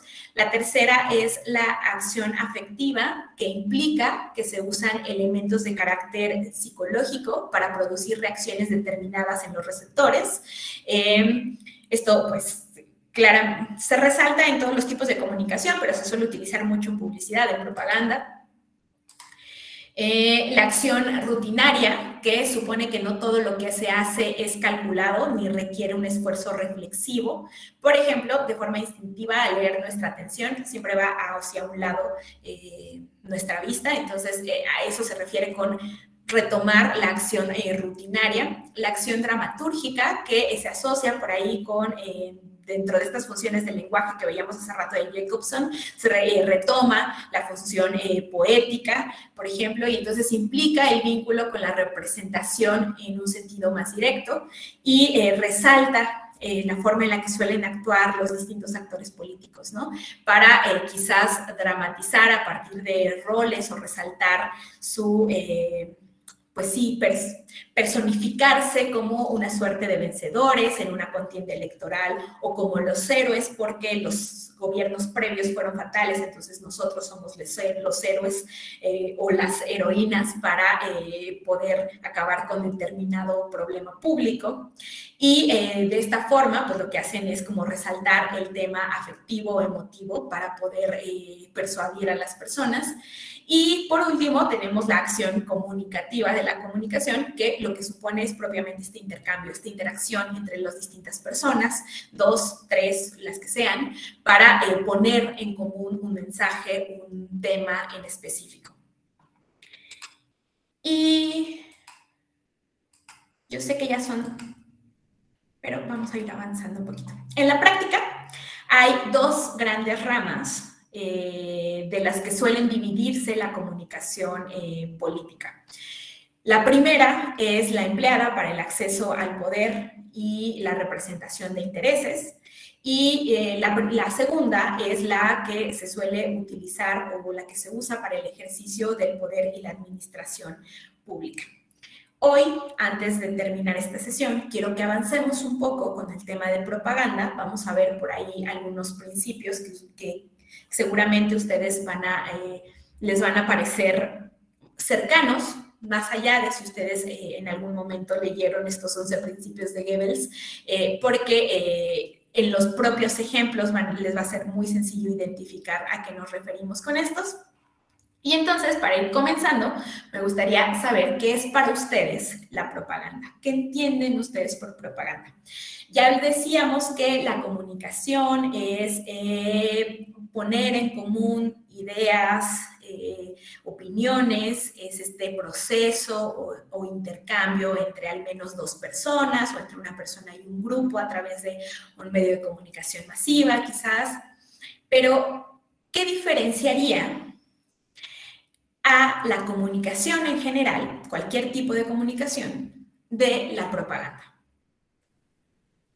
¿Qué se les ocurre que hace esta diferencia entre la comunicación y la propaganda? Osvaldo, adelante. Gracias. Yo considero que la propaganda es el medio por el cual se hace del conocimiento de, digamos que de las personas, de la sociedad o de un conjunto de personas o de un determinado grupo para conocer algún artículo o alguna persona en estos casos, y podríamos hablar lo que es la propaganda, mejor me voy a adelantar, propaganda política, propaganda gubernamental, que es la más común que se utiliza en el medio político, ya sea para no sé, anunciar algunos logros de alguna administración, o en su caso, la propaganda político-electoral para hacer propaganda de un candidato o de un partido político para acceder al cargo o al poder en términos generales. Ok, muchísimas gracias, Osvaldo. Vi varias manitas, permítanme un segundo, déjenme abro por acá. Alguien había levantado la mano, creo que se arrepintió. Beatriz, adelante, por favor. Gracias. Bueno, en este término como comparativo de comunicación política, creo que la propaganda tiene que ver con, o bueno, lo que la diferencia, digamos, de estos otros elementos es el fin, que es un fin más ideológico y tiene un llamado a la acción, tiene que ver en esta parte que comentabas de las arenas y los territorios, en una arena muy específica como es, puede ser la política, ¿no? Pero también hay otro tipo de arenas como la religiosa o la cultural, para hacer un cambio de ideas con los mensajes que se reciban. Entonces creo que el diferenciador principal es que es un fin ideológico el que tiene la propaganda.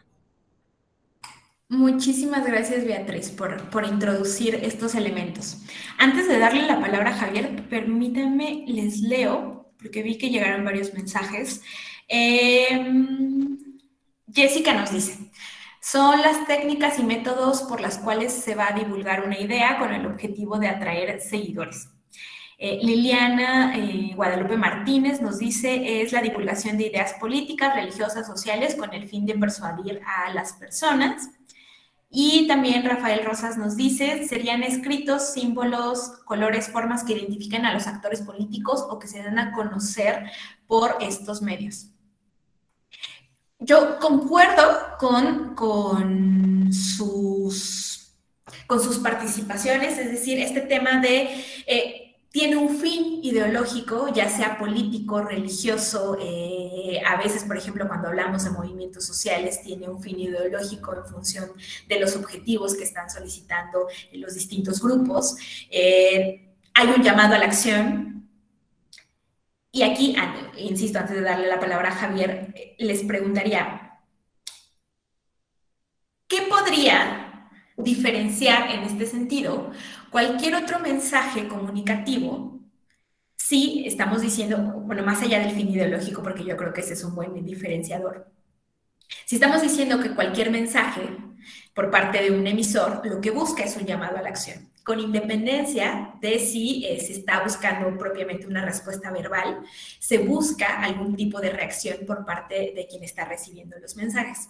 Entonces, todas sus participaciones van por la línea, pero me gustaría que pudiéramos ir identificando 3 elementos que hacen a la propaganda. Ahora sí, Javier, muchas gracias por la espera. Adelante. Ya me la pusiste más difícil, Alma.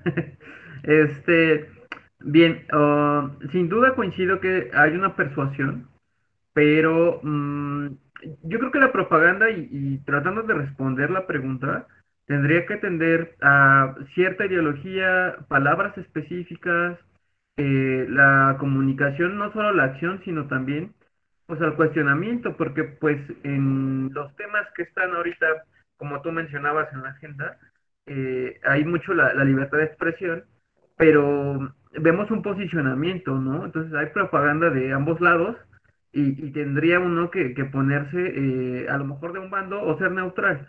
Entonces, si vemos el caso de la propaganda nazi, pues había como tal el crear una ideología nacionalista. El mensaje era pues atender este llamado de la nación y pues somos superiores y demás. Entonces la propaganda, para mí, pues un elemento es la persuasión, el mensaje muy específico y más que nada pues generar ideología de grupo, ¿no? Yo creo que iría por ahí, tratar de polarizar hasta cierto punto también. El mensaje tendría estas características y pues no solo el mensaje, sino pues hay comunicación no escrita e imágenes, iconos y demás que son parte de la propaganda, inclusive pues los colores, ¿no? Lo vemos bien en los partidos políticos. Muchísimas gracias, Javier, por tu participación. Adelante, Juan. Qué gusto verte nuevamente. Ana, ¿qué tal? Muchas gracias. Igualmente, mucho gusto también. Yo creo que para poder distinguir la propaganda tenemos que encontrar, pues primero que hay un mensaje, segundo, la intención de ese mensaje, y tercero, la forma de comunicar, ¿no? Porque propiamente para una propaganda estamos promoviendo algo muy distinto a una información, ¿no? O sea, como que de la información solamente estamos diciendo, hay esto, pero la propaganda lo estamos promoviendo. Entonces creo que esos son los 3 puntos que yo utilizo para identificar si se trata de propaganda de manera muy genérica, ¿no? Digo, reserva de estudiarlo a mayor profundidad, pero creo que eso es lo que nos puede permitir identificarlo. Mensaje, intención y forma. Perfecto. Muchísimas gracias por poner estos elementos sobre la mesa, Juan. Adelante, Adrián. Siguiendo el hilo, yo diría que la intención siempre sería optimista. Recordemos el tema de propaganda gubernamental, no solo, digamos, la parte política electoral, y que ahorita, a propósito de la veda electoral por la revocación de mandato, pues es esa intención o sentido optimista de la información que se presenta. Muchísimas gracias por todas sus participaciones, fueron muy, muy nutridas. A ver, sí, todo mensaje comunicativo, bueno, toda comunicación, todo proceso comunicativo necesariamente tiene un mensaje, pero ustedes agregaron el tema de un fin ideológico o una intención, ya nos decían. El tema del fortalecimiento, algo que introdujo Javier con el ejemplo de la propaganda nazi, el tema del fortalecimiento de los valores del grupo en el poder, los valores los que sean, pero del grupo en el poder o de la élite o del grupo que toma las decisiones. Este llamado a la acción, esta polarización, yo no estoy tan segura si siempre implicaría polarización la propaganda, pero sí necesariamente que se actúe de cierta forma, que se vote por cierta opción política o que no se vote por cierta opción política. Pero además de esto, hay que tener en consideración que para que la propaganda sea propaganda, ya sea, bueno, aquí hay una distinción que suele hacerse a veces desde la comunicación de llamar propaganda a todo lo que tiene fines políticos, político-electorales, y llamar publicidad a todo lo que tiene fines comerciales. Esta es la distinción que se suele hacer desde la comunicación de publicidad-propaganda. Hay algunos autores a los que no les gusta hacer esta distinción, que simplemente hablan de propaganda, ya sea propaganda publicitaria, comercial o propaganda política, pero quizás aquí es más sencillo. Cuando hablamos de propaganda, nos vamos a referir únicamente con fines político-electorales y la publicidad la vamos a dejar por ahí en el cajón por el momento porque no nos interesa en estas sesiones. Pero bueno, para que la propaganda o la publicidad se considere así, recordemos, propagar significa o viene por ahí de ese latín propagare o de ese propagandus, que se refiere a difundir, a sembrar en general, y que se retoma como difundir o sembrar ideas, ¿no? Se refiere a esta acción de difundir, de hacer extensivo algo, pero eso no nos haría la diferencia entre cualquier tipo de mensaje comunicativo y la propaganda o la publicidad. Lo que le da estas características o lo que le hace característico es que la propaganda tiene este tema de la intención, normalmente tiene un fin, ya sea social, religioso, político, pero además la propaganda necesita de estrategia. Es decir, un mensaje, cuando nosotros comentamos lo que sea, en realidad no estamos repitiendo todo este tiempo, por ejemplo, no somos monotemáticos, ¿no? En una conversación no es que siempre, o dependiendo de nuestros intereses, a veces sí, no es que siempre retomemos un tema en específico. La propaganda sí, la propaganda es estratégica, es constante y es cuidadosa. Entonces, un mismo mensaje lo vamos a ver en los distintos medios de comunicación. Cuando yo hablo de mensaje no me refiero solamente al texto o a la idea per se, sino a todo lo que hay detrás, ¿no? Por ejemplo, cuando hablamos de libertad de expresión. Ese va a ser quizás en algún tipo de propaganda nuestro hilo conductor, nuestra piedra angular, pero la forma en la que vamos a encuadrar esa libertad de expresión en los distintos medios puede ser distinta. Y entonces siempre vamos a estar hablando de que el objetivo de, por ejemplo, de determinada opción política, vamos a inventar de la opción X, es siempre proteger la libertad de expresión. Y entonces en radio, en televisión se va a hablar de forma directa, pero también en redes sociales se va a retomar la idea de proteger la libertad de expresión, o no solo van a ser a través de anuncios, a través de spots, también se va a retomar en entrevistas, es decir, tiene que ser constante porque el punto es que esta idea madre, sobre todo cuando hablamos del diseño de campañas políticas, de que esta idea quede bien fija en los distintos públicos. Incluso en el propio diseño de las campañas políticas, lo que suelen recomendarte es, yo sé que tu perfil, por ejemplo, partido político, candidata, candidato, es un perfil amigable con el medio ambiente y que tú quieres llegar a los primer votantes y gente joven, ¿no? Gente menor de 25 años. Entonces, si tú quieres llegar a ese tipo de público, lo ideal es identificar 2, 3 principios, ideas, elementos que van a regir tu campaña política y a partir de ellos seleccionar y sacar tus distintos contenidos y tus distintos mensajes. Porque mientras más quieras amplificar tu público, es muy probable que seas menos efectivo, ¿no? Puede haber una variación. O incluso si lo que tú quieres hacer es con estos mismos valores, persona cercana al medio ambiente, cambio climático, voy por primer votantes. Pero aún así, pues si alcanzo a pegarle a personas mayores de 45 años, pues también me gustaría que votaran por mí, ¿no? Entonces, ¿cómo puedes ajustar ese tipo de mensajes a que tengan como idea principal el cambio climático y la protección del medio ambiente, pero que hagas una modificación en el tipo de discurso, en los tipos de contenidos para poder llegar a esas personas? A eso se refiere con que tiene que ser cuidadosa, con que tiene que ser estratégica y que tiene que ser constante. Estos 3 elementos son fundamentales para que la propaganda sea propaganda y para que la publicidad sea publicidad. Porque de otro modo, a veces tenemos campañas que no son efectivas, más allá de la forma en la que a veces se han diseñado, identificado el tipo de público al que le queremos llegar, el lenguaje que se va a utilizar, etcétera. Pero si no es constante, se va a perder, ¿no? ¿Cuántas veces hemos visto quizás que en algún partido o alguna candidatura tuvo por ahí un mensaje que se relacionaba, no sé, con mujeres? Y lo dijo una vez, porque a lo mejor estábamos en el 8 de marzo, ¿no? Pero nunca se retomó, entonces no lo trae en la agenda. Pero además, en sus propias plataformas política, en los propios estatutos de su partido, no se retoma el tema por A o por B. Entonces, simplemente es la emisión de un mensaje. No se podría considerar propiamente que estas características o que el que lo haya dicho un actor político pudiera ser propaganda o no. Y aquí me voy a meter con un tema que los abogados me van a decir, pues sí, es que hay que analizar el caso concreto, el contexto en el que se dio, por ejemplo, la emisión de algún mensaje para poder identificar si eso se considera o no propaganda. Pero eso lo vamos a ver el día de mañana. Mañana nos vamos a meter con los tipos de propaganda. Ya nos adelantaba por ahí Osvaldo, ¿no? Propaganda electoral, propaganda política, propaganda gubernamental, cuáles son estas diferencias. Vamos a ver un poquito al respecto de eso.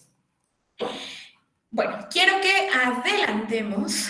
Les decía que vamos a ver, espero que nos dé tiempo de revisar al menos unos 4 o 5 de estos principios, estos famosísimos principios de Joseph Goebbels, que los planteó en el marco del gobierno de la Alemania nazi, y por eso esta precisión me gusta hacerla en todas las sesiones en las que vemos los principios de Goebbels. El que los analicemos se acota únicamente al impacto que tuvieron y que siguen teniendo, porque se siguen retomando para el marketing político, para el marketing publicitario, como lo conocemos hoy día. Adelante, Adrián. Perdón, una duda. Adelante. ¿Él es el autor de la famosa frase calumnia que algo queda?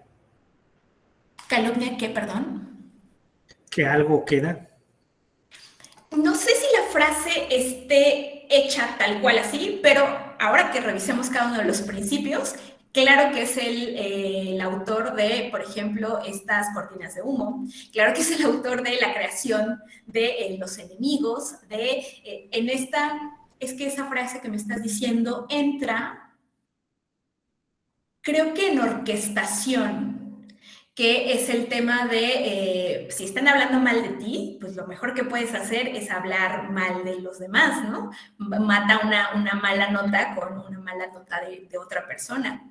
Por eso la importancia de la creación de enemigos. Pero sí, Aldrin, adelante. Muchas gracias. Sí, muchas gracias. Creo que, bueno, yo la había escuchado y más o menos es la idea que menciona Adrián. Yo la había escuchado como, repite una mentira 1000 veces y se vuelve realidad. Esa sí la he escuchado que, bueno, que se le atribuye al ministro de propaganda de Adolfo Hitler, a Joseph Goebbels.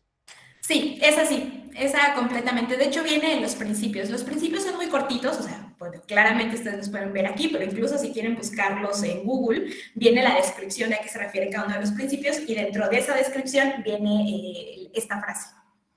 que nos compartías, Adri. Repite una mentira 1000 veces y se convierte en verdad, nos dice también por acá en el chat Julio Ramos.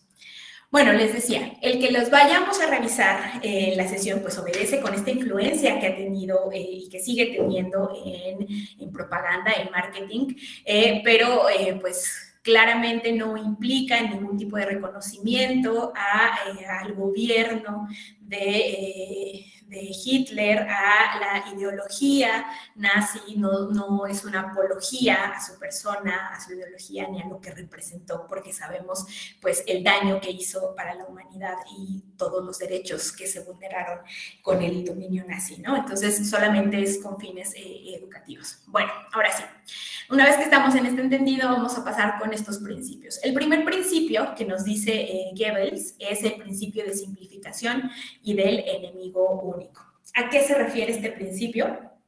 A que cuando construimos un discurso político es importante, siempre es importante, adoptar una única idea, un único símbolo y además se sugiere que haya una individualización del adversario en un único enemigo. Es decir, bajémoslo a ejemplos muy concretos, ¿no? Estamos en una contienda electoral y yo tengo, por ejemplo, en un régimen X, 5 partidos políticos, que en realidad los 5 partidos políticos son competitivos, es decir, hay una competencia electoral real, hay posibilidades de los distintos partidos políticos de acceder al poder, de llegar al poder.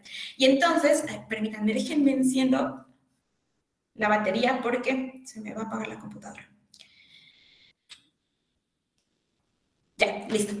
Entonces, les decía, es conveniente que, aunque yo tenga 4 partidos políticos que son mi competencia electoral, lo que yo voy a hacer es reunirlos en un único enemigo, porque es mucho más fácil hablar de este ente de todos los partidos, que no soy yo, son iguales.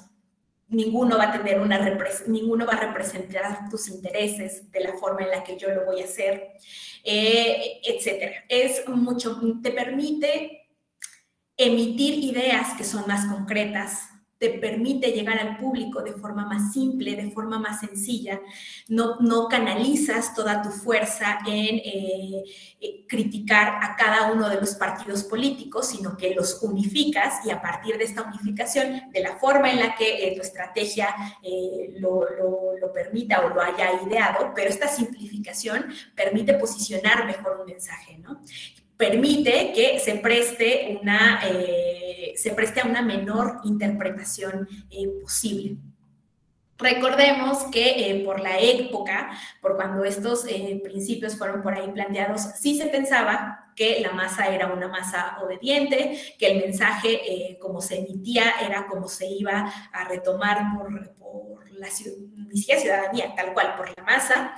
Y entonces estos principios siguen siendo utilizados, aunque con sus ligeras modificaciones, y por eso hablamos ya no tal cual de la simplificación del mensaje para que la masa lo entienda y actúe en función de, sino la simplificación del mensaje para que esta comunicación sea más efectiva por los distintos públicos, lo pueda comprender de forma más fácil y entonces actúe de la forma en la que tú quieras.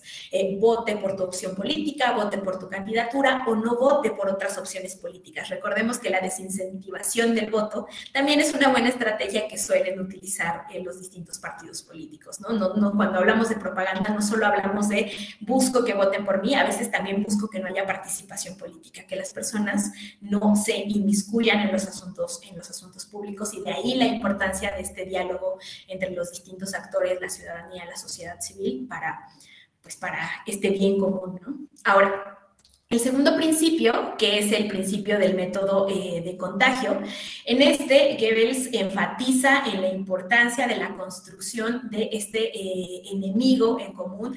Este tema del enemigo lo va a retomar en los 11 principios, pero en este enfatiza aún más, porque nos dice que reunir a diversos adversarios en una misma categoría o en un mismo individuo nos permite como generar esta simpatía por parte de las personas, captar su atención y además que actúen de forma pues más directa en lo que nosotros queremos. ¿Se les ocurre, más allá de los ejemplos nacionales, se les ocurre algún ejemplo de este principio del método del contagio o de la simplificación del enemigo único? Beatriz, yo vi que moviste la boca, pero no alcancé a escuchar qué decías. De pronto pensé en Donald Trump, que utilizó mucho estas estrategias, sobre todo el método de contagio. Claro, muchísimas gracias, Beatriz. Edgar, adelante, gracias. Bien, a mí me recuerda en España al partido político Podemos, la estrategia del enemigo único. Ellos identificaban a la casta, que eran el sector económico empresarial dominante, los partidos políticos mayoritarios, y todo su discurso, en la mayor parte de su vida, de este partido, giró en torno a ese concepto de la casta. Gracias. No, muchísimas gracias a ti, Edgar. Aldrin, adelante. Sí, bueno, creo que pues Joseph Goebbels se refería específicamente a los judíos. Pero en el país, me parece que Andrés Manuel López Obrador lo utilizó metiendo a un costal a todos los conservadores. Entonces, pues es un único enemigo, conservadores y pues liberales o pues de otra tendencia. Claro, en el ámbito nacional, esta construcción del enemigo único podría ser la mafia del poder, lo que sea que es la mafia del poder, ¿no? A veces también. O en Estados Unidos también el tema de Osama. Recordarán, quizás fue, para quienes, veo varias caritas jóvenes en esta sesión, pero seguramente lo recuerdan, cuando fue el derrumbe o este problema que hubo con las Torres Gemelas, recordemos que se trató de posicionar desde el gobierno estadounidense que cualquier persona que primero era Osama Bin Laden, ¿no? Y después se fue modificando tanto esta idea de la construcción del enemigo y fue llevando a una cosa bastante, pues, burda y mala, que nos llevó a cualquier persona que tuviera rasgos físicos de Medio Oriente era el enemigo o la enemiga, ¿no? Y por eso todas estas revisiones en los aviones, problemas para que pudieran acceder al país, por ejemplo. O en América Latina, en Colombia, esta construcción también pasó en México, pero me parece que en México no se dio tanto en el contexto electoral, sí en el ejercicio del poder.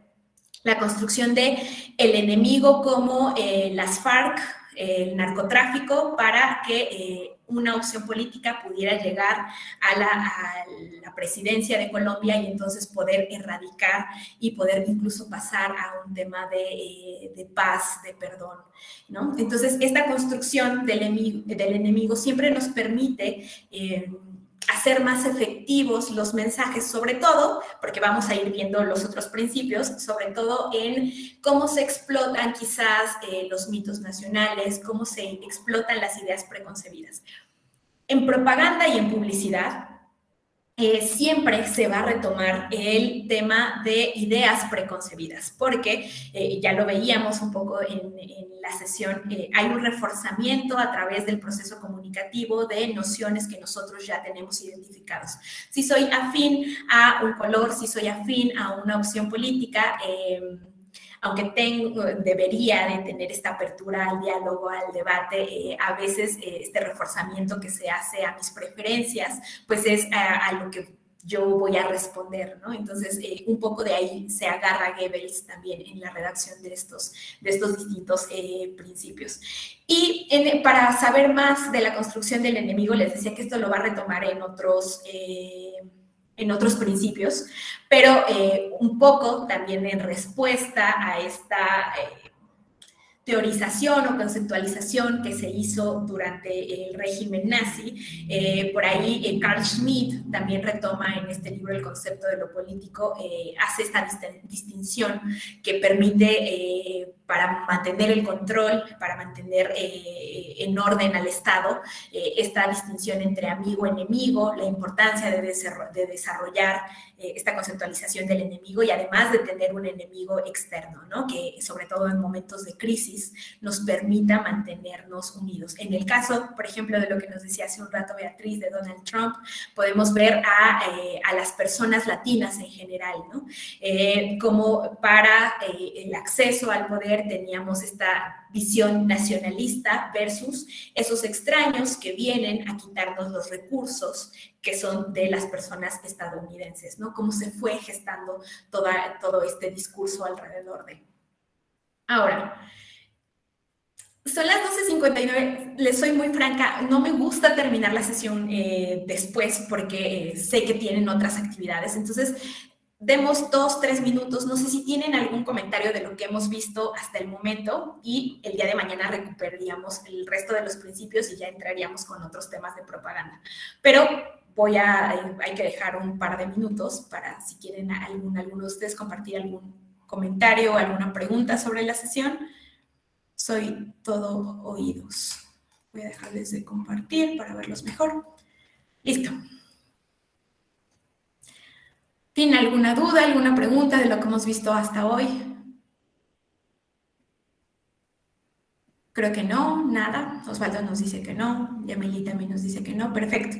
Bueno, pues el día de mañana vemos el resto de los principios que faltaron y ya también nos vamos a meter por ahí con cuál es este vínculo con el derecho electoral, vamos a llegar a eso, y también cómo se utiliza la comunicación política en el ejercicio del poder, porque esto suele suceder mucho que cuando hablamos de comunicación política casi siempre lo asociamos al marketing y entonces siempre pensamos que la comunicación política solo es para acceder al poder, pero se nos va que es importante también en el ejercicio, ¿no? Cómo nos ayuda la comunicación política para seguir manteniendo el vínculo con la sociedad que nos ubicó en algún cargo público y ahora sí resolver esos asuntos que atañen a toda la comunidad. Bueno, pues muchísimas gracias por conectarse el día de hoy. Una disculpa por esos problemas técnicos que tuvimos por ahí al inicio de la sesión, pero el día de mañana continuamos. Muchas gracias y que tengan muy bonita tarde todas. Gracias, maestra. Gracias. Muchas gracias. Gracias, nos vemos el día de mañana. Gracias. Buen día. Pau, muchas gracias por todo el apoyo. Gracias a usted, maestra. Hasta luego.